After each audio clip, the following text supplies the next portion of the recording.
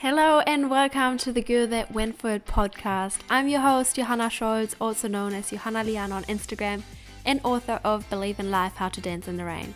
If you want to live your dream life and become the best version of yourself, then this podcast is for you. I hope that I can inspire and encourage you to never give up and to always believe in yourself. Feel free to follow me on Instagram, Johanna_Liana, for daily content. And now enjoy this episode.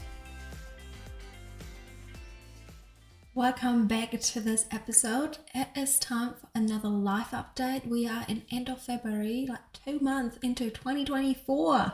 Crazy!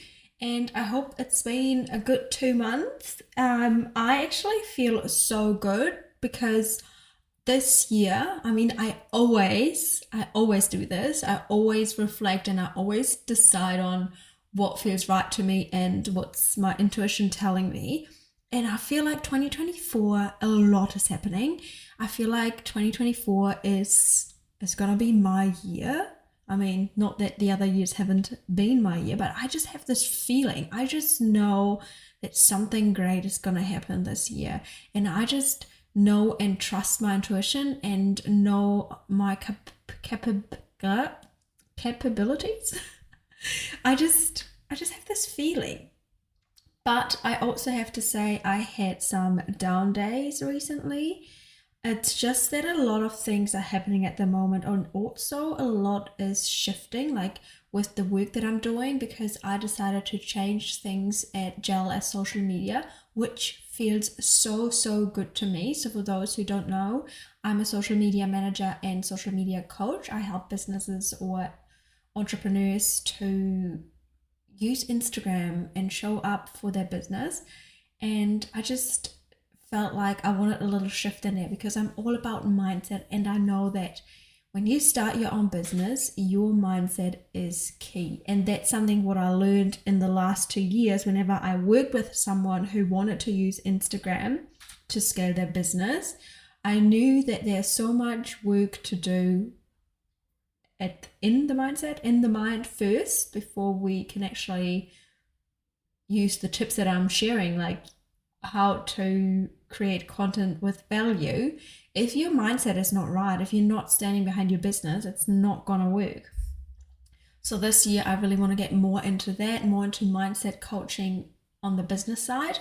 And as you know, I'm already doing mindset coaching on my personal Instagram, which I just love so much. And actually, I mentioned it by now, yes, that I am offering monthly catch-ups. So if you're keen to join my monthly catch-ups, send me a DM and say, hey, Johanna, I'm interested in your monthly catch-ups, and I send you more details. So basically what it is, we're going to catch up for the next 3 months, once a month, and we chat about mindset. You can ask me anything you want to. The reason why I decided to offer this is because in my last episode, I actually mentioned that it is so good to have a community and surround yourself with people who are like-minded, who want to live their best life, who want to make a change, who want to break free from the limiting beliefs. And I was like, I'm doing my group coachings, which I absolutely love, but I also would love to offer something else, like a little version of that, just a monthly catch up for anyone who's keen. And yeah, if you're keen, just text me, hey Johanna, I'm keen to learn more about the monthly catch-ups. Because the reason as well why I wanted to do this is because I want to connect with you more. I want to have the chance to chat with you. You can watch my Instagram, you can listen to my podcast and do all that, and you get to know me. I would love to get to know you, and I would love to work with you on your mindset. And I feel like those monthly catch-ups are just gonna be so cool, and I can't wait to connect with you. So yeah. Anyway, let's dive into some more live update content from me. So you know what I'm gonna talk about, probably, I'm gonna talk about wedding stuff because I'm in the midst of planning my wedding. And actually today in a year, I'm getting butterflies. I'm getting married in a year's time today. I want to do this cute thing with Jules, and I'm still gonna try to do this with him. I won't see him today because he's on night shift.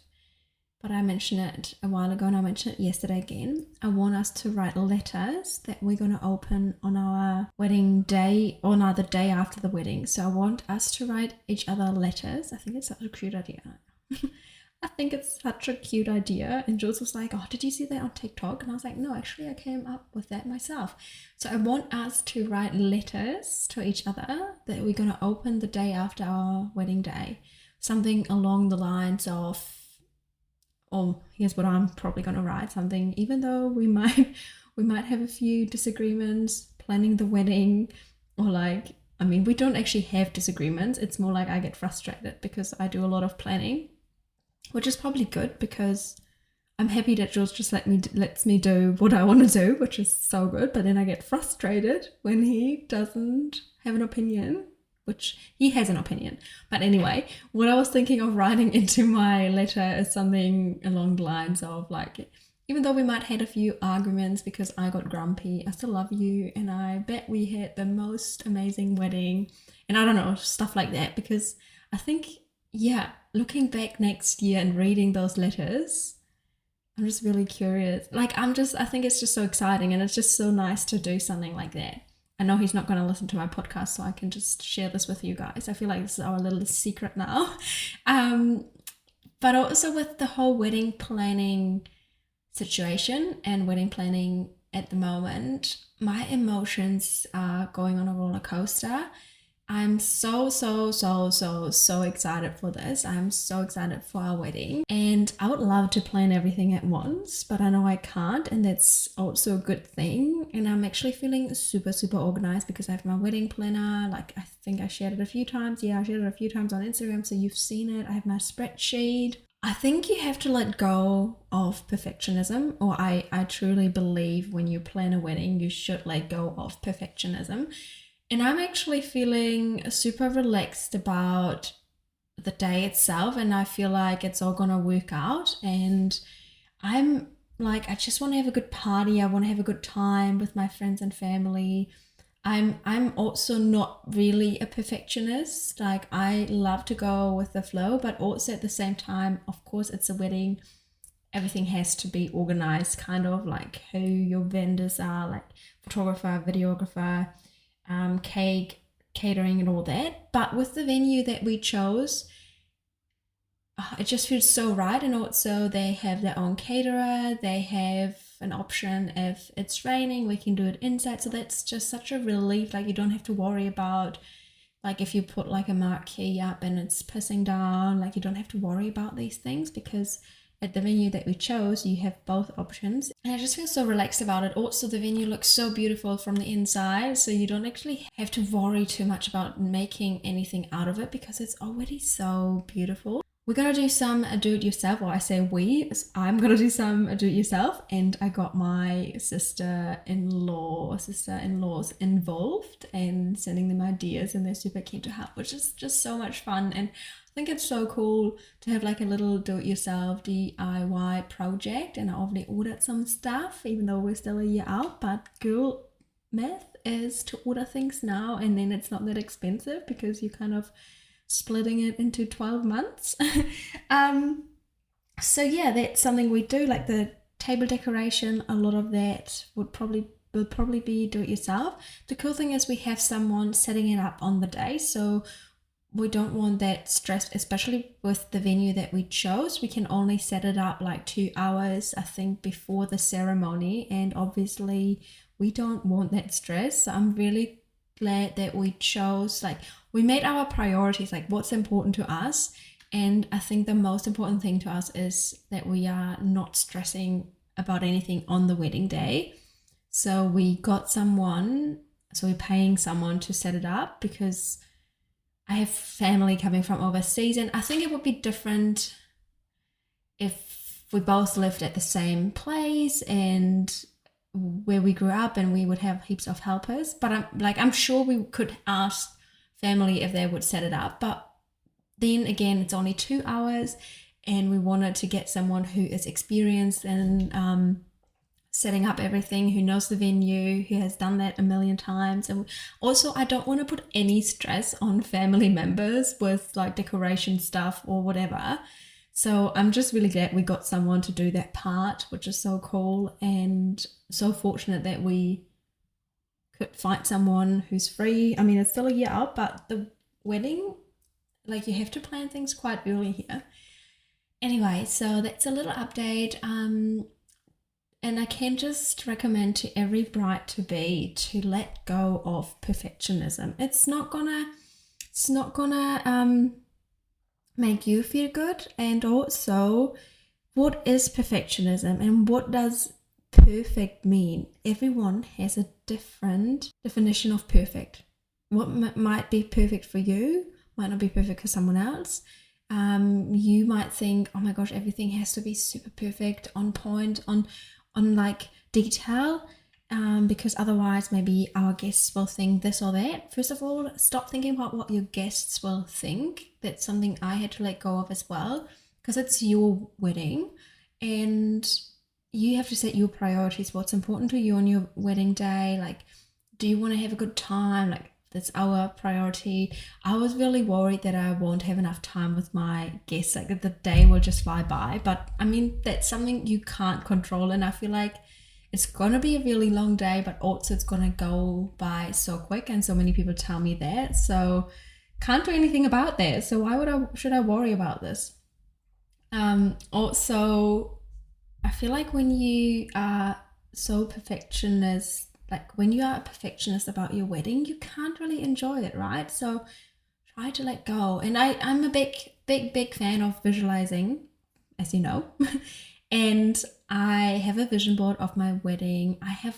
It's not about like, it's not that I have this vision board because I want it to look exactly like that and I want it to, look that way. Not in that way. I have a vision board, of course, one's for inspo and the theme we're going for, but also I have like one about the vibes we're going for and the feeling of it, like how the wedding day will feel like fun, free, like no worries. Like that's kind of the feeling we want to go for. And looking at that vision board just makes me so happy, and also makes me feel free and also relaxed about the wedding. So I can just really recommend to do this for your wedding day. Have a vision board, like how you want your day to look like. This is kind of different, I would say. This part, like, you can have different vision boards, but the vision board of how you want your day to look like and feel like is so different to the mood board, like the colors you're choosing, the style you're going for. I feel like there's like a difference. So I have like heaps of different boards. I have one obviously for the florists, for our like flowers that we prefer. Then I have one for the bridesmaids, for the colors, the bridesmaids dresses, one for you can do that even on Pinterest, one for hair and makeup, and then one for the vibes, like how you want your wedding day to feel like. And that's just, I feel like, the most important part. It doesn't matter it doesn't matter how something looks, it's more about the feeling. And I actually had a conversation with the photographer, like Rachel, my friend Rachel. You guys probably know her, I've done heaps of photo shoots with her.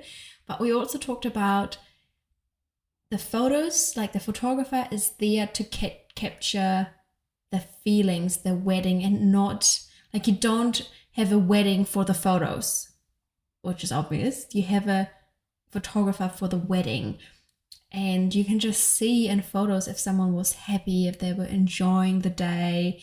And I'm just so glad that I have like photographer and makeup and hair, like people that I know and trust and love what they do, and I know they're so good at it.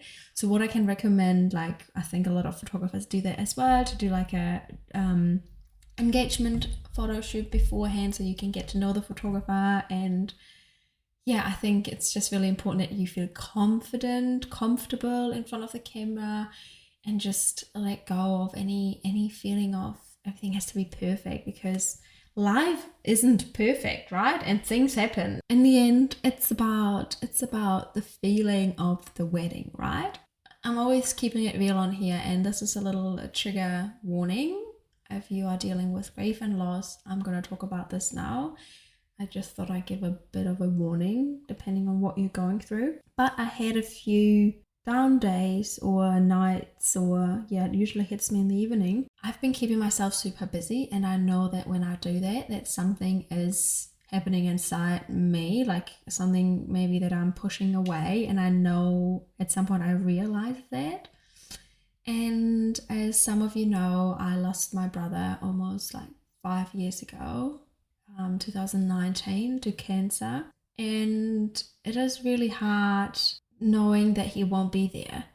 And I would say I accepted it. I can't change it. I accepted what happened, but that doesn't mean that the pain goes away or the pain is smaller. Like grief stays the same.